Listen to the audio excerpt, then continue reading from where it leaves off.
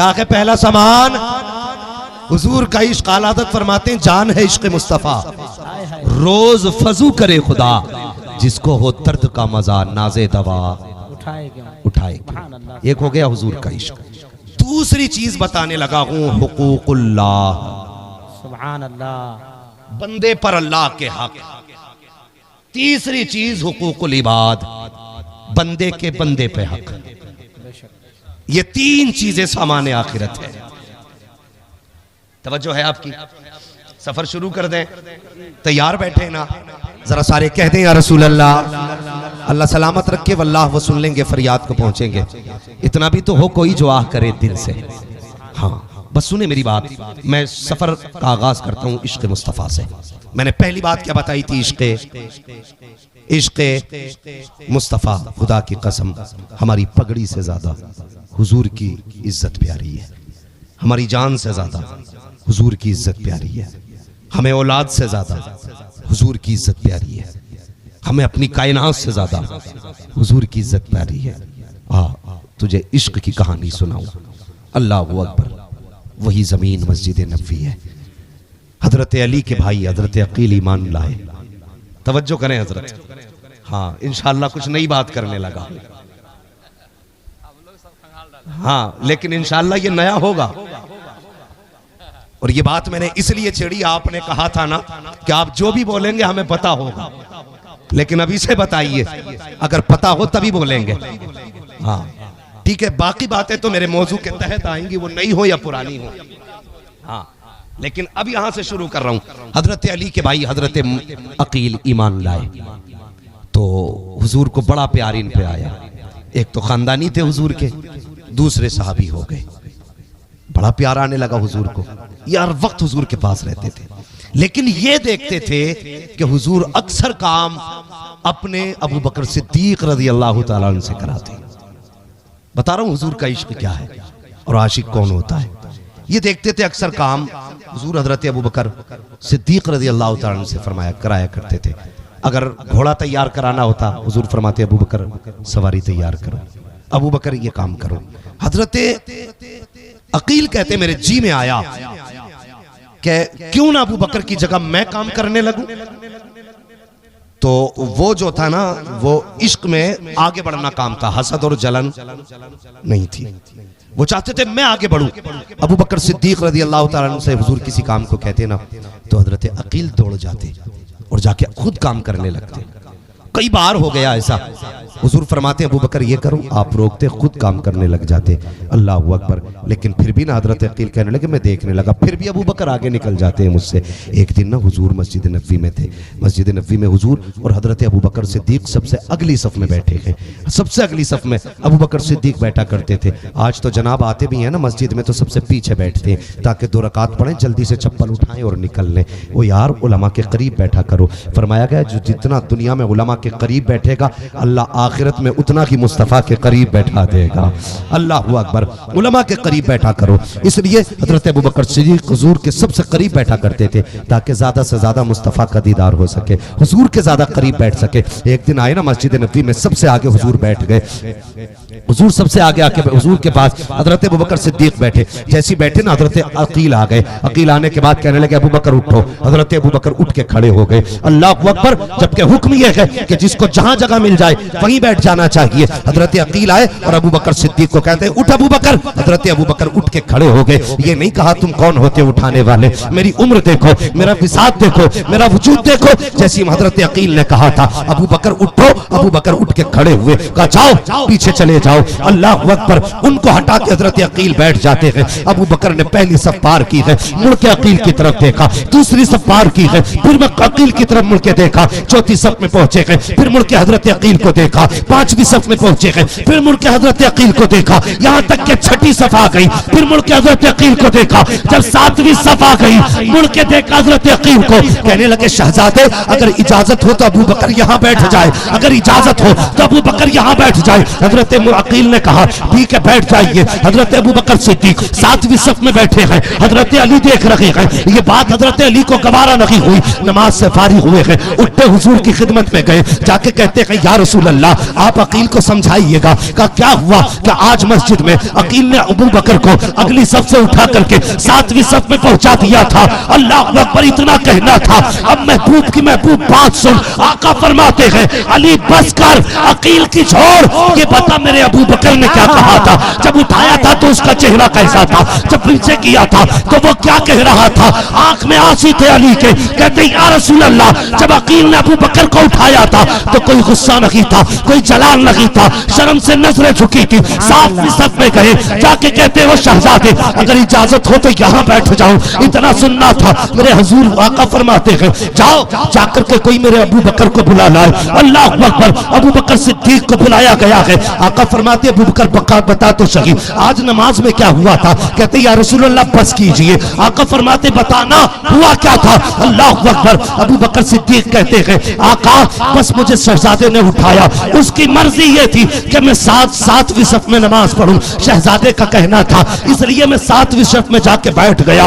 अल्लाह अकबर, इतना सुनना था। आका करीम कहते हैं अकील को बुलाओ। हजरत अकील को बुलाया जाता है और बुलाने के बाद आका ने डांटा नहीं था, आका ने मारा नहीं था, सख्त जुमले नहीं किए कहे थे, बल्कि बगल में बैठा के कहा था ए बेटे अकील तू जानता है अबू बकर कौन है? तुझे पता है इसकी शान क्या है? आका फरमाते हैं ए अकील कभी मेरे अबू बकर का दिल मत तोड़ देना, कभी मेरे अबू बकर को तकलीफ मत देना, इसलिए कि तू नहीं जानता है मेरा अबू बकर वो है कि जब शाब अबी तालिब के अंदर मुझ पे मुहासरे में खाना पानी बंद किया गया था तो सिर्फ अबू बकर की जात थी जो मक्के वालों से न करके मेरी बेटी फातिमा ज़ैनब कुलसूम के लिए ये नाज ला करके दिया करता था। ये अबू बकर सिद्दीक की जात थी। ए बेटे तुम अबू बकर को नहीं जानते हो, जब मैं हिजरत करके गार में आया था तो उस वक्त में अल्लाह अकबर आका फरमाते हैं इस अबू बकर की बेटी अपने घर से खाना बना के लाया करती थी।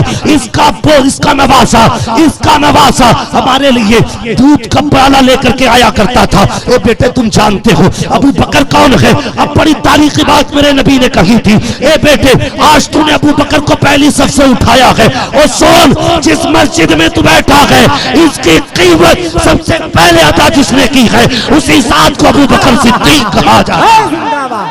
नारे तकबीर, नारे रिसालत, मसलके आला हजरत, सामाने आखिरत कॉन्फ्रेंस, हजरत अल्लामा मुफ्ती हम्माद रजा मुरादाबादी, नारे तकबीर।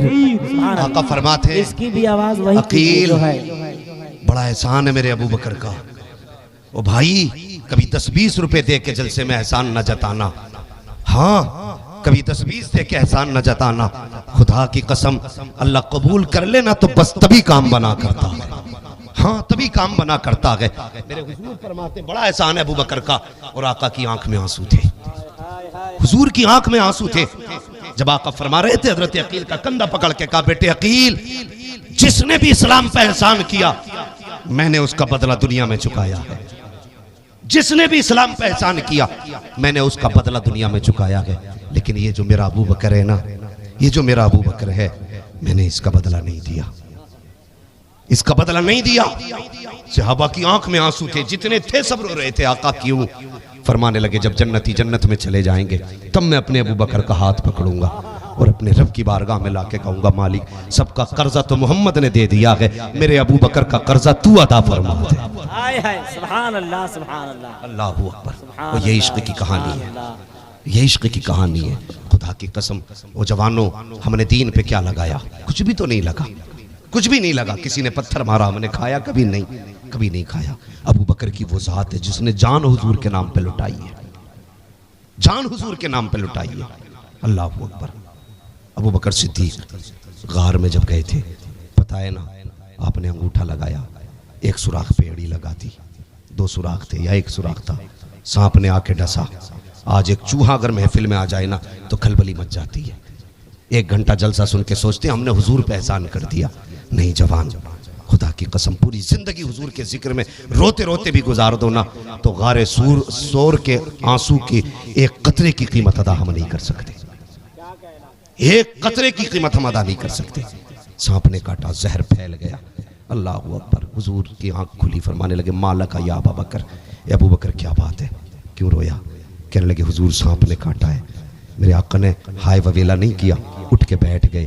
वो लोग सुने जो कहते हैं हुजूर मेरी तरह है, उठे लुआब लगाया। अबू बकर कहते हैं खुदा की कसम लुआब लगने की देर थी, ऐसा लगता था अबू बकर को किसी ने काटा ही नहीं है। क्या कहना है, सुभान अल्लाह सुभान अल्लाह। अबू बकर को किसी ने काटा ही नहीं, ये मेरे हुजूर के लुआब का करम था। अल्लाह अकबर।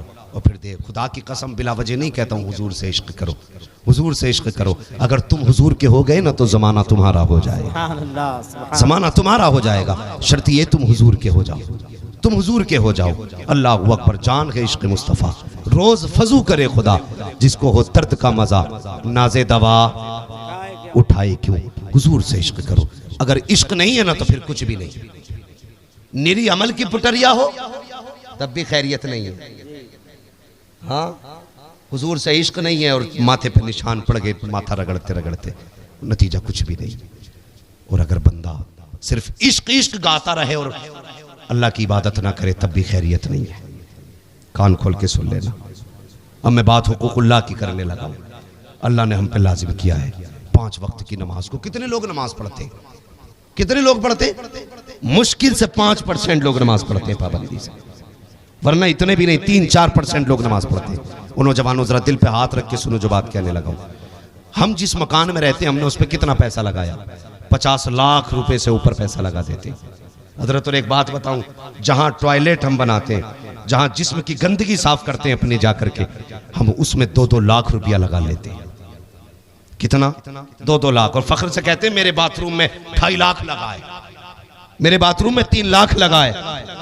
और तूने टॉयलेट बाथरूम जहां पेशाब किया जाता है उस जगह पे तूने 3 लाख लगाया, उसे इतना सजाया कि 3 लाख लगाए। और जिसमें हमेशा के लिए लेटना है उस कब्र का तूने कोई इंतजाम किया? सबसे पहला जो सवाल होगा वो नमाज के बारे में होगा। सबसे पहला सवाल नमाज का होगा। नमाज हर हाल में जरूरी है, नमाज हर हाल में जरूरी है। अगर नमाज नहीं तो फिर खैरियत नहीं है। ये भी कान खोल के सुन लो। मौलवी बरेलवी है, कड़वी बात कह के जा रहा है। नमाज नहीं तो फिर कुछ भी नहीं। सबसे पहला सवाल नमाज का होगा।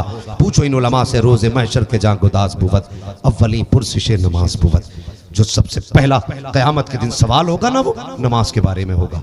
कितनी पड़ी थी? और यार हम अपनी जवानी को देखो किधर गुजार रहे हैं। हम अपने 6 घंटे मोबाइल पे गुजारते हैं, 12 घंटे सोने में गुजारते हैं, 3 घंटे यारों से गपशप लगाने में गुजारते हैं। नमाज को हमने कितना वक्त दिया? और ये जवानी तो गुजर जाएगी, और सो के भी जिंदगी कटनी है, जाग के भी कटनी है, खेल के भी कटनी है, रो के भी कटनी है। जब जिंदगी गुजरनी ही है तो फिर क्यों हुजूर से इश्क नहीं करता? फिर क्यों अपने वक्त पे नमाजों को अदा नहीं करता? और यार ये जवानियां यारों से दोस्ती करने के लिए नहीं आई थी, ये जवानियां मोबाइल चलाने के लिए नहीं थी, ये जवानियां रातों रात बैठ करके मोबाइल पे चैटिंग और चीटिंग करने के लिए नहीं थी। और ये जवानी तो रातों के सजदों के लिए थी, ये जवानी तो रो के रब को मनाने के लिए थी, ये जवानी तो सजदों और क़याम के लिए थी। क्या ही अच्छा होता ए जवान रात को तेरी आंख खुल जाती, तू मुसल्ला बिछा देता, रब की बारगाह में हाथ बांध के खड़ा होता, उधर रब कहता मांग, क्या मांगता है? तू कहता या अल्लाह इज्जत दे दे तो इज्जतें दी जाती, तू कहता दौलत दे दे तो दौलत दी जाती, तू कहता जन्नत दे दे तो जन्नत दी जाती।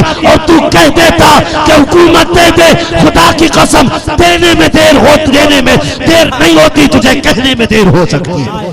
नारे तकबीर, नारे रिसालत, मसलके आला हजरत, उलमाए अहले सुन्नत, सामाने आखिरत कॉन्फ्रेंस। नमाज की पाबंदी करो जवानों, कान खोल के बात सुन लेना। ये उलमा बैठे, अगर इसके अलावा कोई रिवायत हो अजाब हल्का करने के लिए तो मुझे भी बता दे। फरमाया गया एक वक्त की नमाज जानबूझ के छोड़ने पे 80,000 बरस जहन्नम में जलना पड़ेगा।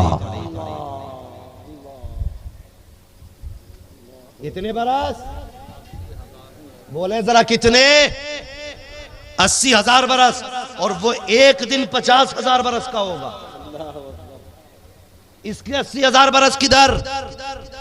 कैलकुलेटर फेल हो जाएगा। आज से मस्जिदों को आबाद करो। खुदा की कसम हम जो जलील हो रहे हैं ना, हमने रब के आगे सजदा करना छोड़ दिया है, हमने अपने रब को मनाना छोड़ दिया है। खुदा की कसम सच कहूँ तो हमें रब से प्यार ही नहीं रहा है, हमें रब से मोहब्बत ही नहीं है। अगर हमें रब से मोहब्बत होती ना तो हम उसके आगे सर झुकाए बगैर हमें चैन ना आता, उसके आगे आंसू बहाए बगैर हमें चैन ना आता। अल्लाह तौफीक देना जवानों, रातों को उठा करो, रब को मना लिया करो। अगर चाहते हो एग्जाम में 1 नंबर आए तो नमाजी बन जाओ, चाहते हो बिजनेस में 1 नंबर आए तो नमाजी बन जाओ, चाहते हो जवानियां बरकत वाली हो तो नमाजी बन जाओ, चाहते हो उम्रों में बरकत हो तो नमाजी बन जाओ। नमाजों की पाबंदी करो। ओ यार खुदा की कसम मर जाना है, एक दिन मर जाना है, मौत तो आनी ही है। फिर उस मौत से अच्छी कौन सी मौत हो सकती है कि सर तेरा सजदे में रखा हो, रूह बदन से निकल रही हो और बरेली से आवाज आ रही हो, कर वक्त अजल सर तेरी चौखट पे झुका हो, जितनी हो कज़ा एक ही सजदे में अदा।